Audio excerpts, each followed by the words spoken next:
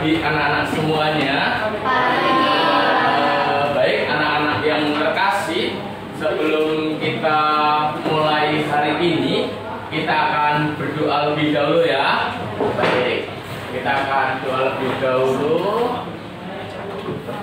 Mari kita doakan bersama-sama. Kita ambil sikap doa. Dalam nama Bapa dan Putra dan Roh Kudus. Amin. Bapa yang Maha Baik, terima kasih atas penyertaan-Mu kepada kami sepanjang sampai saat ini. Berkatilah kami hari ini. Teristimewa pada saat ini kami ingin belajar bersama, menemukan kehendak-Mu di dalam diri Yesus Putra-Mu, sehingga kami mampu untuk hidup saling mengampuni. Dengan demikian akan terjalin kehidupan yang rukun dan damai. Bukalah hati dan pikiran kami, Bapa. Tunjukkanlah kepada kami jalan-Mu dan kehendak-Mu yang harus kami jalani sepanjang hidup kami. Demi Kristus, Tuhan dan Juru Selamat kami. Amin. Dalam nama Bapa dan Putra dan Roh Kudus. Amin. Aku memiliki kemampuan. Ya, aku memiliki kemampuan. Nah, aku memiliki kemampuan. Minggu yang lalu, anak-anak sudah melihat kemampuan yang ada di dalam diri kalian. Lalu juga ada usahanya. Nah, ada usahanya. Nah, pertanyaannya, siapa yang pernah memaafkan? Ayo, angkat tangan. Siapa yang pernah memaafkan? Semuanya, ya, semuanya pernah namanya memaafkan. Mengapa kalian memaafkan?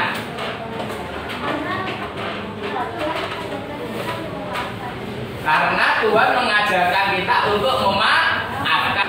Apa artinya memaafkan?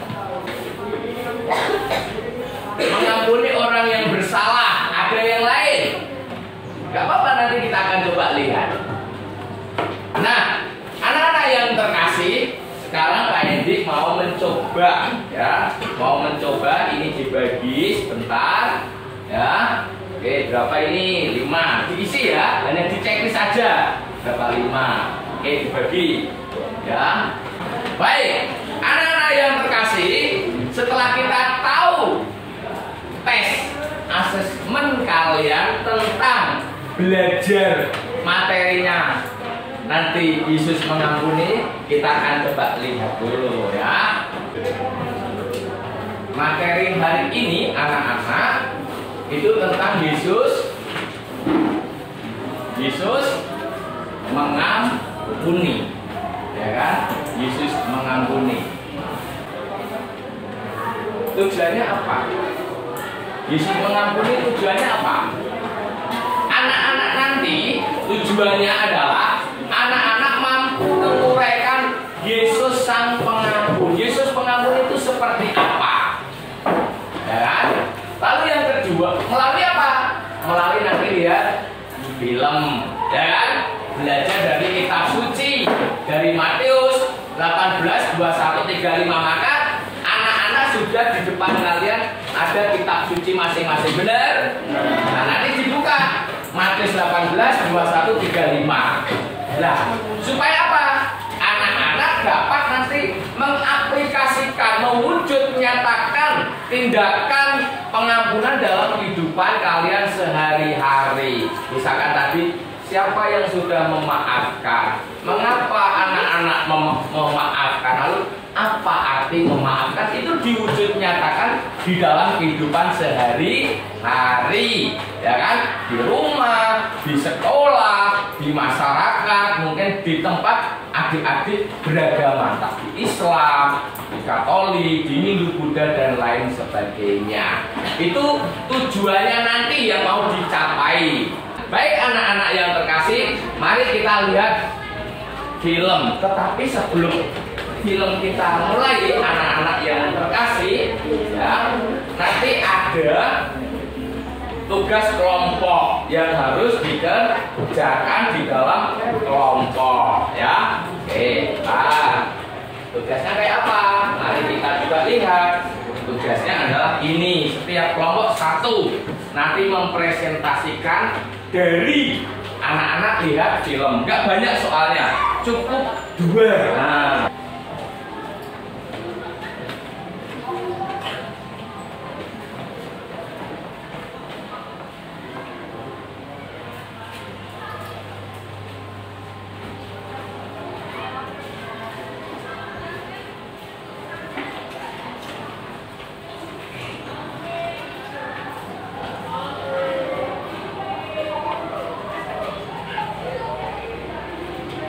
lihatnya sakit ya.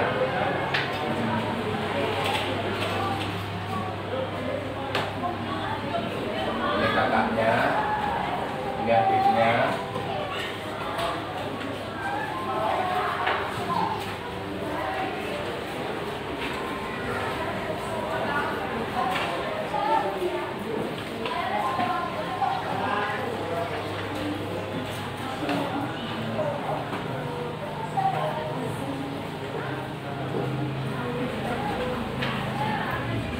Adiknya dibawa ke rumah sakit. Ini mimpi bayang-bayang.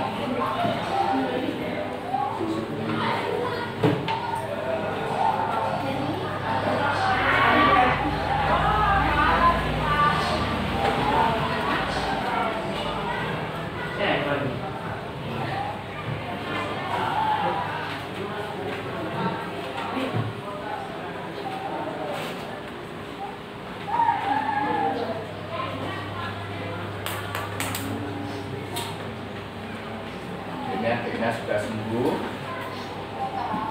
Ini adiknya, ini kakaknya. Yang tadi awalnya adiknya marah-marah dengan kakaknya, sekarang adiknya mau memaafkan.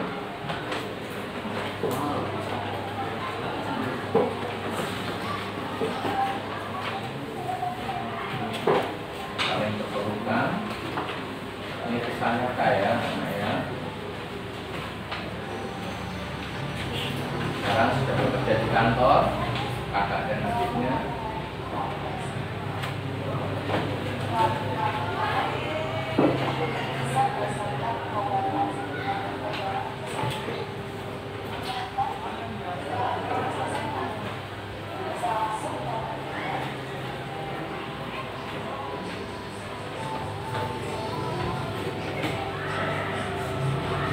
Beberapa tahun kemudian dia menikah dengan seorang pria bernama Ferry.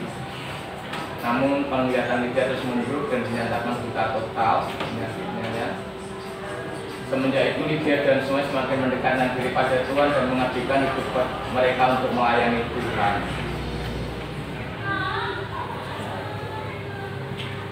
Oke, silahkan 5 menit untuk mengisi itu. Mana yang mau presentasikan? Selamat pagi Pak Edi dan teman-teman. Selamat pagi. Pak, sebelum itu kami kelompok 3 akan mempresentasikan tugas yang diberikan oleh Pak Edi. Oke, yuk silakan. Yang keras ya. Soal pertama, apa yang terjadi dalam film tersebut?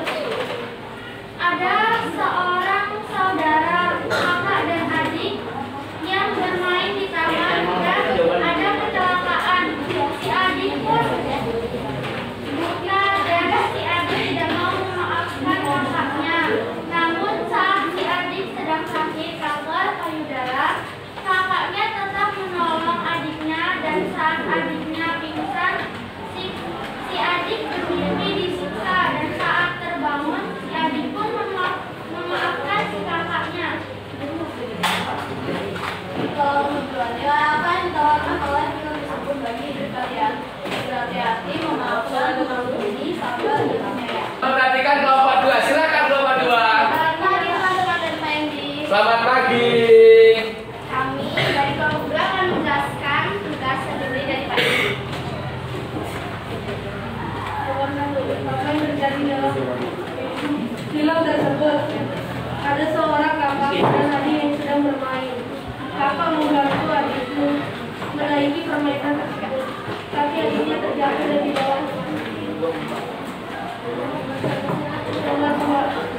Nilai apa yang ditawarkan oleh film tersebut bagi kalian? Nilai saling memaafkan dan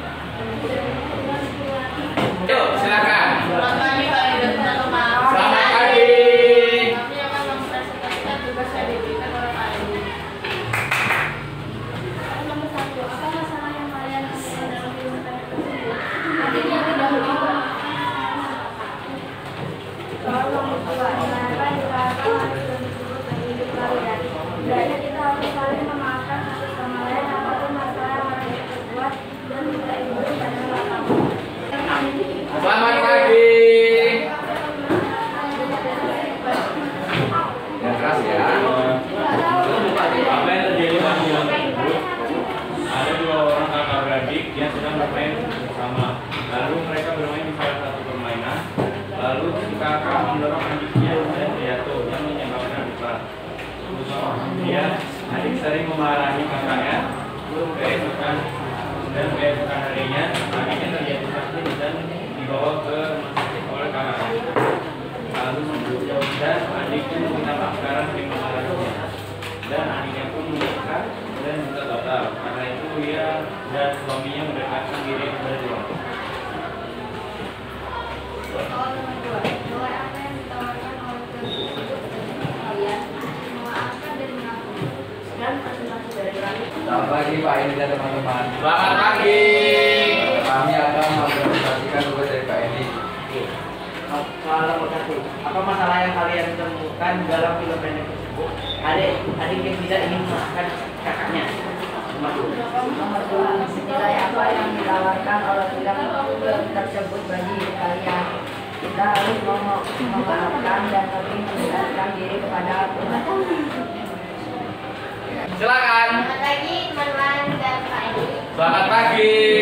Ini kami akan menjelaskan jawaban kami dari tugas yang tadi diberikan oleh Pak Edi. Nomor 1, apa masalah yang kalian temukan dalam film pendek tersebut? Adik yang egois dan tidak pemaaf. 2, nilai apa yang ditawarkan oleh film tersebut bagi kehidupan kalian? Kita harus saling memaafkan satu sama lain dan tidak egois. Sekian presentasi dari kami. Terima kasih. Bisa makan kita tepuk tangan. Kita tepuk tangan semua yang keras. Oke, baik. Anak-anak luar biasa jawabannya, ya, sungguh luar biasa. Nah, banyak ide gagasan yang bisa dikeluarkan. Nah, ini penting bagi anak-anak semuanya. Maka mari kita coba lihat dalam kehidupan kita sering kita lihat bahwa tidak semua orang bila melakukan kesalahan cepat-cepat untuk meminta maaf. Benar?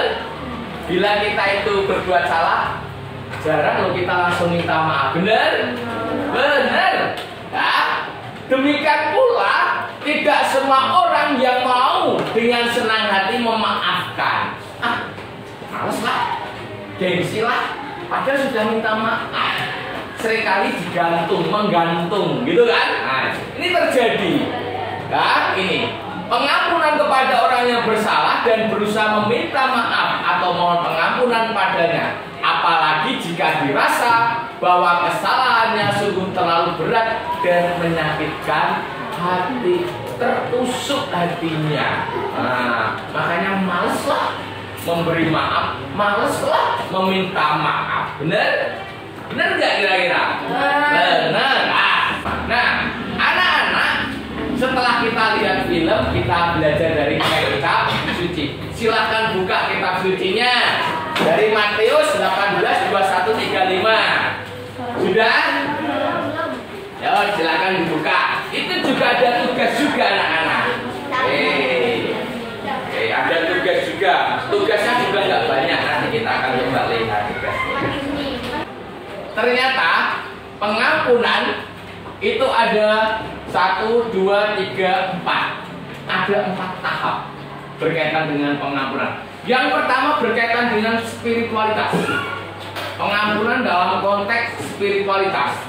Artinya anak-anak, kesediaan untuk mengampuni merupakan kualitas spiritualitas yang tinggi.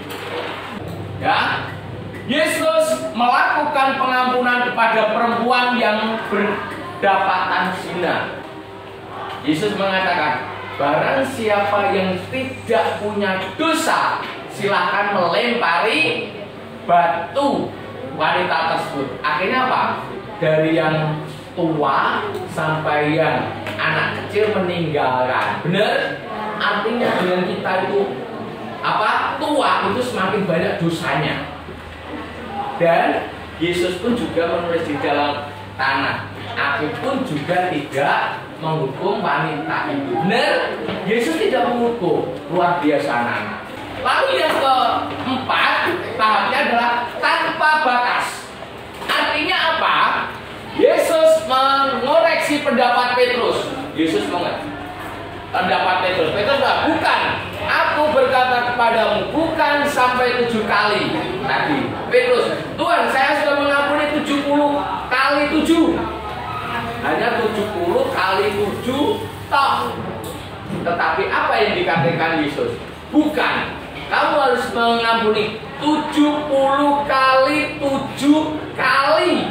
Terakhirnya ditambah kali. Artinya apa anak-anak? Pengampunan itu tanpa batas. Hidup damai, tentram, dan penuh dengan kasih akan kita capai apabila kita saling mengampuni.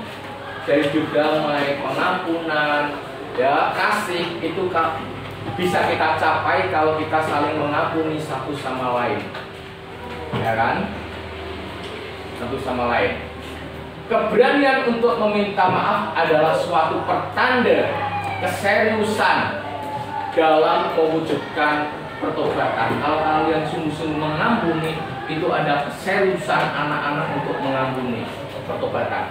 Lalu pertanyaannya adalah, ini nggak perlu dijawab. Pernahkah kalian dengan berani menyampaikan maaf atas kesalahan? Pernah kalian memaafkan orang yang lemah? Teman? Lalu makna apa yang kalian peroleh dengan memaafkan?